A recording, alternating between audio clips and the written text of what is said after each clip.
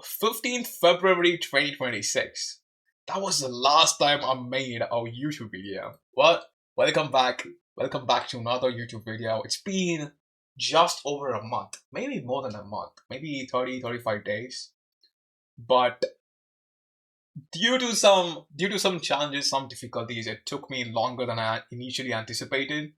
And today I want to talk about, since we're coming back from a really long break, I want to talk about something that is very straightforward, very mild, and we're going to be talking about Gamesense. Gamesense in any traditional sport, in any video game, it means being at the right time, at the right place, right?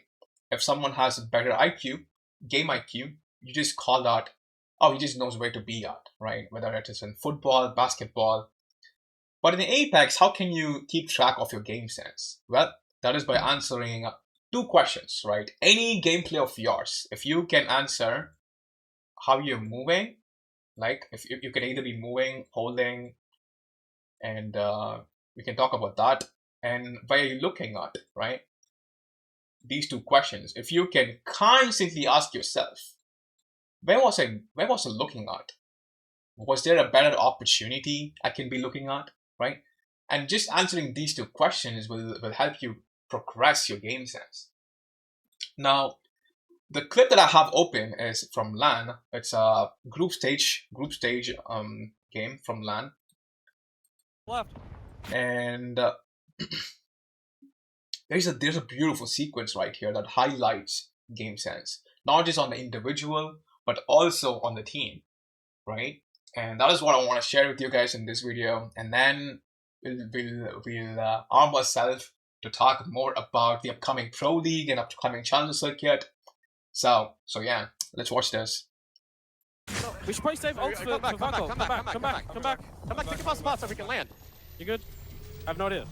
You know that fucking crazy spot that I was talking about? That one time it scrims? Here? We can jet over there. Yeah, Get out. No one's there. We can land there, I think. Right here?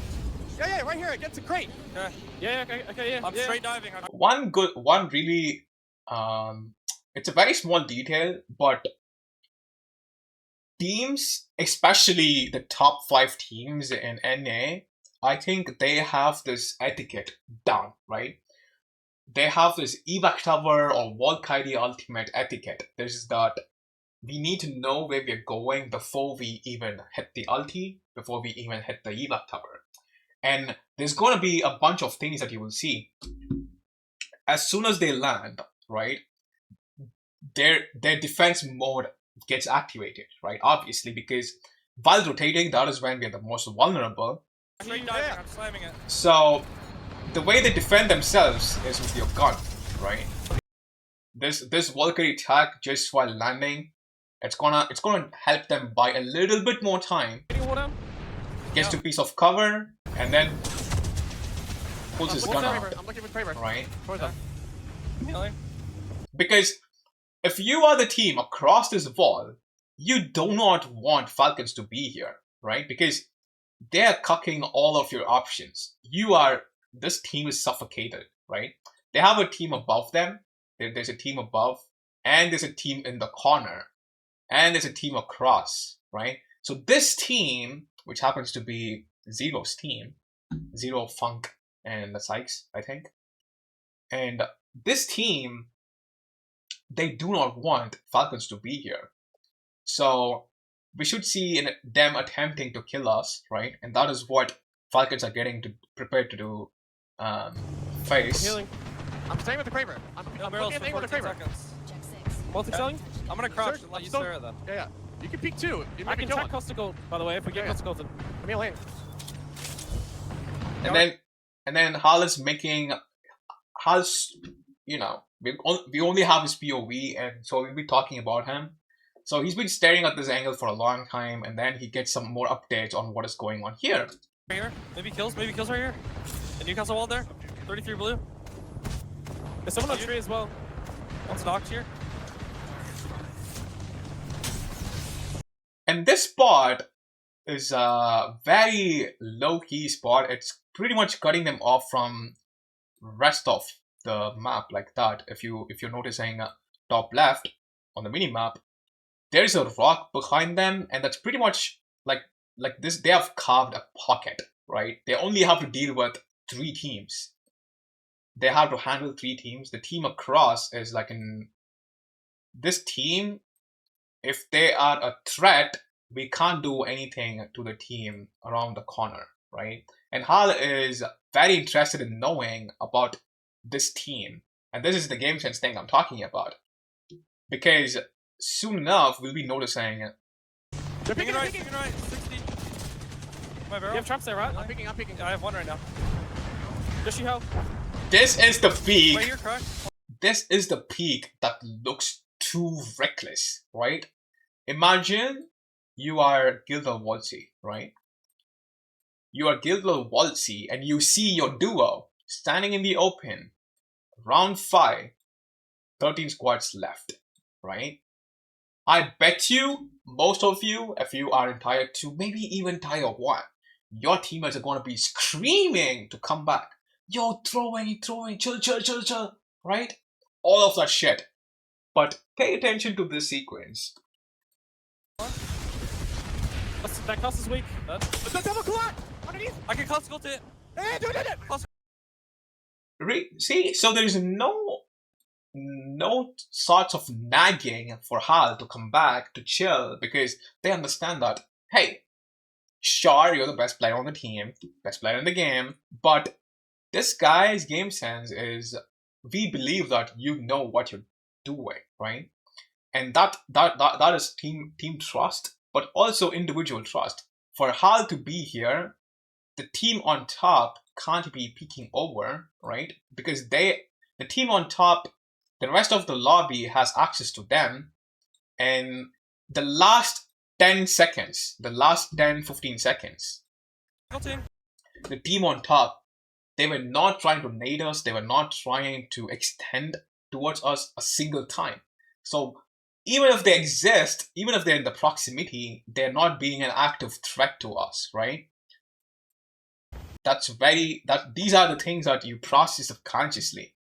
And the team across, they've been playing so small the whole time. Because to that team, there's 3 teams that are a threat to them, right? Falcons and the team on right top and right bottom. So this team, this is the only team that can punish this Graver shot opportunity, right? Does she help? Right here, crack. One. That cost is weak. The double collide underneath. I can classical to it. Hey, do it. Right? And then even this sequence, this is like well-drilled sequence, right? Anytime Hal extends out to make a play, if he converts, the immediate thing for Guild is their refrag support guy, right? Guild, the way he plays the game, he's very interested in Hal's crosshair. If Hal's crosshair is pointing at something and if he gets a little conversion going on, Guild is immediately going to snap onto it, add his bullets or add his abilities, right? And that is what we want. We want Waltzy to hold the space and Guild to add his firepower to Hal's crosshair. And this sequence, you know... Classical team. I'm not ready. I gotta heal, Back up. When Hal sees Waltzy is also leaving the spot to come, he's like, back up, right? We don't want that. We just want 2 men. We just want to work that team. Just 2 men work that team, right? And Commit, just chill, play slow. Okay.